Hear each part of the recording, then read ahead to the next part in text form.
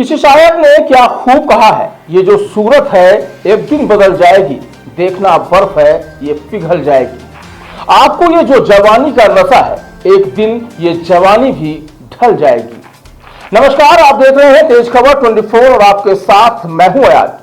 दोस्तों, इंसान के जीवन में 3 पड़ाव आते हैं। पहला पड़ाव बचपन, दूसरा पड़ाव जवानी और तीसरा बुढ़ापा।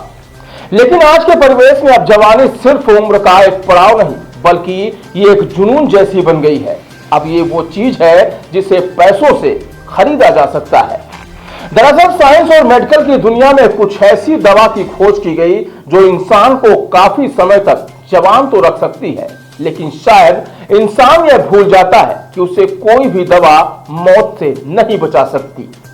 बता दें कि वर्तमान समय में एंटी एजिंग का क्रेज तेजी के साथ बढ़ रहा है। लोग जवान रहने के लिए एंटी एजिंग का डोज ले रहे हैं, लेकिन अब इस पर भी सवाल उठने लगे हैं।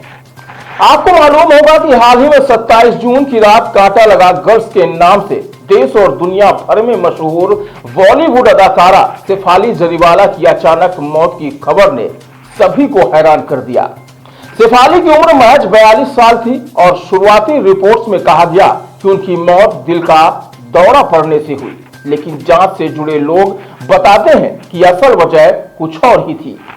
खबरों के साथ चर्चा है कि उन्होंने व्रत के दौरान खुद को एंटी एजिंग इंजेक्शन दिए, जो शायद उनकी मौत का कारण बने। हालांकि इनकी फाइनल ऑटोप्सी रिपोर्ट अभी तक नहीं आई, लेकिन उनकी अचानक मौत ने भारत में तेजी से बढ़ते और लगभग अनियंत्रित एंटी एजिंग इंडस्ट्री पर सवाल खड़े कर दिए हैं। लोग कहते हैं कि एक ऐसा बाजार है जो जवानी का वादा तो करता है, लेकिन साथ ही साथ कई तरह के रिस्क भी इससे जुड़े हुए हैं।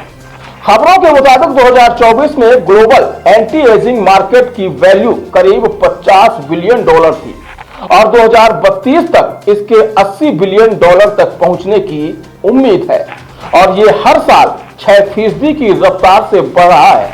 इसमें सबसे बड़ा रोल इंजेक्शंस का और खासकर बोटॉक्स का, जिसका बाजार 8.7% की दर से बढ़ रहा है। जानकारों की माने तो 2024 में दुनिया भर में तकरीबन 80 लाख बोटॉक्स प्रोसीजर हुए, जो इसे सबसे popular non surgical cosmetic treatment बनाता है। इसके अलावा हाइलोरोनिक एसिड फिलर्स और लेजर हेयर रिमूवल जैसे ट्रीटमेंट भी खूब हो रहे हैं, जिसमें plasma rich facials, peptide therapy और अल्ट्रासाउंड से स्किन टाइटनिंग जैसे कई ऑप्शन अब मौजूद हैं, जो उम्र को घटाने का दावा करते हैं। गौरतलब है कि भारत में एंटी एजिंग इंडस्ट्री तेजी से बढ़ रही है, लेकिन अगर सावधानी न बरती जाए तो ये एक खतरनाक रेस बन सकती है। सवाल ये नहीं कि हम ज्यादा देर तक जवान दिख सकते हैं या नहीं, सवाल यह है कि इसकी हमें कीमत क्या चुकानी होगी। मेडिकल जानकारों ने चेतावनी देते हुए कहा कि एंटी एजिंग इंडस्ट्री तेजी के साथ बढ़ रही है, लेकिन इसके साथ ही रातों रात गोरा होने जैसे शॉर्टकट्स की डिमांड भी तेजी से बढ़ रही है और असल खतरा यही है।